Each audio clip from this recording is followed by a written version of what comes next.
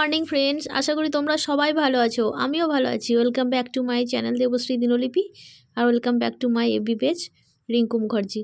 তো চলো, এত সকালে সবাই মিলে রেডি হয়ে কোথায় যাচ্ছি সেটাই তোমাদের সাথে শেয়ার করছি। আর দেখো, সবাই মিলে চলে এসেছি, বাসে চড়েও গেছি। তো আমাদের বাড়ি থেকে বাসটা অনেকটা দূরে দাঁড়িয়েছিল, তো আমাদের একটু হেঁটে আসতে টাইম লেগেছিলো, যেহেতু অনেকটা সকালে মানে 6টার সময় বেরিয়েছিলাম। তো রাস্তায় কোনো টোটো পাইনি, চারজনে হাঁটতে হাঁটতে চলে গেছি। তো আমার বরকে তোমাদের শেয়ার করা হয়নি, আমার বর আগে আগে যাচ্ছিলো তাই।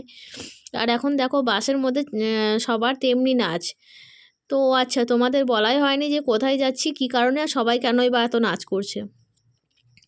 তো আমরা গেছিলাম এবছর মানে 2025 সালের সেকেন্ড পিকনিকে। তো এটা ছিল আমার বড় মেয়ে বা ছোটো মেয়ে যেখানে টিউশন পড়ে, ইংলিশ টিচার, সেই মাস্টারমশাই আমাদেরকে নিয়ে গেছিলেন। তো এখানে কোনো ফ্যামিলি পিকনিক ছিল না, এটা ছিল মূলত ক্লাস 11-এর ছাত্রীদেরকে নিয়ে পিকনিকটা। ছাত্রছাত্রী দুজনেই ছিল, মানে ক্লাস 11-এ যারা পড়ে ওই স্যারের কাছে, তো তাদেরকে নিয়েই। কিন্তু যেহেতু আমার বরের কলিগ, আর আমার বরের সঙ্গে মানে পরিচয়টা একটু স্যারের একটু বেশি, তো আমাদেরকেও নিয়ে গেছিলো। তো সেই জন্য আমরাও যাচ্ছিলাম।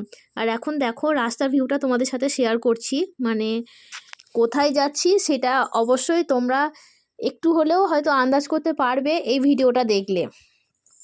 তো এই ভিডিওটাতে আমি একটা পার্টের মধ্যে সবটা আনতে পারবো না, কারণ ভিডিও মানে তোমাদের সাথে কোনো অংশটাই বাদ দিতে পারবো না। তো পুরো সব কিছু দেখাতে গেলে তোমাদের সাথে আমি একটা ভিডিওতে এটা শেয়ার করতে পারবো না, সেই জন্য ভিডিওটা অনেকগুলো পার্টেই আমি বানাবো, আর সবটাই তোমাদের সাথে শেয়ার করব। যাতে যারা আমার ওয়েস্ট বেঙ্গলের বাইরে বন্ধু আছো বা ভারতের বাইরে যারা থাকো, ওয়েস্ট বেঙ্গলের মানুষ, তারাও এই ভিডিওটা দেখে খুশি হবে। তো তোমাদের বলেই দিই, আমরা যাচ্ছি বক্রেশ্বর ধাম, যেটা একটা সতীপীঠও বলতে পারো তোমরা। তো এই সতীপীঠে মায়ের ভ্রুযুগল পড়েছিল, বা ভ্রুযুগলের মধ্যস্থান যেটা বলো তোমরা, সেটাই পড়েছিল। তো সেখানে আমরা যাচ্ছি, সেখানে মা বিরাজিত মহিষাসুর মর্দিনী রূপে। তো যেতে যেতে দেখো আমাদের রাস্তার মধ্যে একটা ড্যাম পড়েছে, এটা হলো তিলিপাড়া ড্যাম। তো এটা সিউড়িতে অবস্থিত। তো তিলিপাড়া ড্যামটা পেরিয়েই আমাদেরকে যেতে হবে বক্রেশ্বর ড্যাম। তো বক্রেশ্বর ধামের সাথে সাথে আমরা বক্রেশ্বর ড্যামটাও ঘুরেছিলাম। ওই যে বললাম তোমাদের সাথে সবটা এক ভিডিওতে শেয়ার করতে পারবো না, আর অরিজিনাল ভয়েসগুলো আমি রাখতে একটাও পারিনি, কারণ কি বলতো, বাসের মধ্যে খুব জোরে গান চলছিল আর ছাত্রীরা তেমনি নাচ করছিল। তো প্রথমেই তো দেখতে পেলে তোমরা যে ছাত্রীরা নাচ করছে। আর এই ড্যামটাও কিন্তু খুব ছোট নয়, অনেকটাই বড়। আর আমাদের ওয়েস্ট বেঙ্গলে, বিশেষত ওয়েস্ট বেঙ্গল বলবো না, বিশেষত বীরভূম আর মুর্শিদাবাদে সেচের ক্ষেত্রে যে জল সরকার থেকে দেওয়া হয়, সেটা মূলত এই তিলিপাড়া ড্যাম থেকেই দেওয়া হয়। তো যখন অতিবৃষ্টি হয় তখন এই তিলিপাড়া তিলিপাড়া ড্যাম থেকে জল ছাড়লে পরে আমাদের বীরভূম জেলাটা কিন্তু বন্যার সম্ভাবনা থেকে যায়। ময়ূরাক্ষী নদীর মধ্যে দিয়ে এই জল এসে কিন্তু একটা বন্যার পরিস্থিতি তৈরি করে। তো এই তিলিপাড়া ড্যামটাও আমরা দেখে নিলাম, আর এটাও কিন্তু বেশ বড়। তো ওই ব্রিজের ওপর দিয়েই আমরা যাচ্ছি। আর চারিদিকে মানে বীরভূম মানেই তো শালপিয়ালের বন। তো কবি রবীন্দ্রনাথের ভাষায় তোমরা তো অনেক কিছুই শুনেছ। তো আমি তো আর কবি নই, অত বানিয়ে বলতেও পারছি না, তাই তোমাদের সাথে শুধুমাত্র শেয়ারই করতে পারছি। তো চারিধারে একদম শাল, পিয়াল, ইউক্যালিপটাস, মেহুগনি প্রভৃতি মানে গাছগুলো দেখতে দেখতেই আমরা যাচ্ছিলাম। আর বাসের মধ্যে তো ছিল ছাত্রীদের নাচ।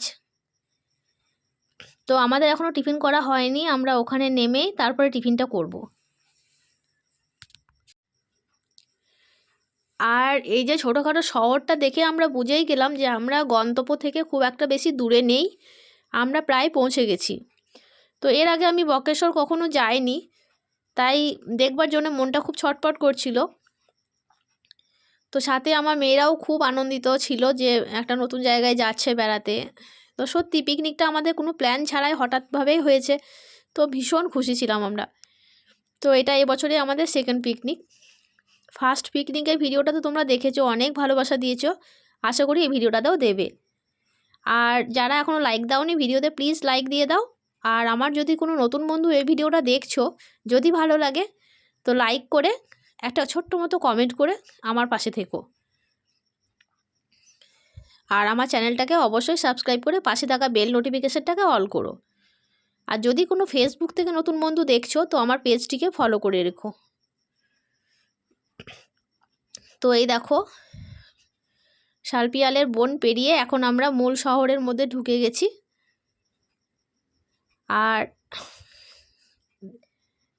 এদিকে তারপরে শহর থেকে বেঁকে একটা ছোট্ট রাস্তা দিয়ে আমাদের যেতে হয়েছিল, সেটা খানিকটা গ্রামের মধ্যে দিয়ে বলতে পারো। তো সেখানে গিয়ে আবার দেখলাম সেই একই রকমের বন, মানে মনটা যাকে বলে একদম পুরো ভরে গেল জানো এই সবুজে সবুজ দেখে চারিদিকে। আমার মনে হয় ওয়েস্ট বেঙ্গলের মধ্যে বীরভূমই হলো এমন একটা জেলা যেখানে এখনও এত পরিমাণে গাছপালা দেখতে পাওয়া যায়। ভীষণ সুন্দর, মানে যাকে বলে রাঙামাটির দেশ, সত্যি রাঙামাটির দেশ বীরভূম, খুব সুন্দর। তো এখন বুঝতে পারি কবিগুরু কেন শান্তিনিকেতনটা বোলপুর মানে বীরভূমের মধ্যেই স্থাপন করেছিলেন। প্রকৃতির এই অপূর্ব দৃশ্য দেখে কবি মুগ্ধ হয়ে গেছিলেন।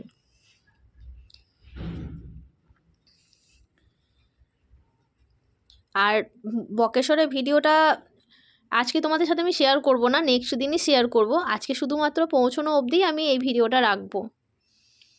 তো যদি ভালো লাগে তোমরা অবশ্যই লাইক কমেন্ট করো। আর দেখো এখন আমরা নেমে গেছি বাস থেকে, তো আমাদের জায়গায় মানে পৌঁছে গেছি। আর এখন বসার জন্য আয়োজন চলছে আর রান্নার তোড়জোড় চলছে।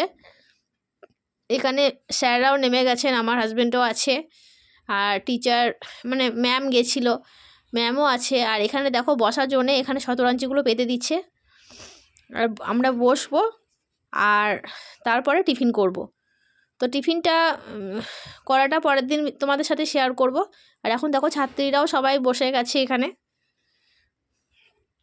তো চলো আজকে ভিডিওটা এই পর্যন্তই রাখছি, আবার দেখা হচ্ছে তোমাদের সাথে নেক্সট কোনো ভিডিওতে। আর অবশ্যই আমার পরবর্তী ভিডিওগুলো দেখবার জন্য আমার চ্যানেলে চোখ রেখো, কেউ কিন্তু স্কিপ করে যেও না, তাহলে দেখতে পাবে না। তো চলো টাটা।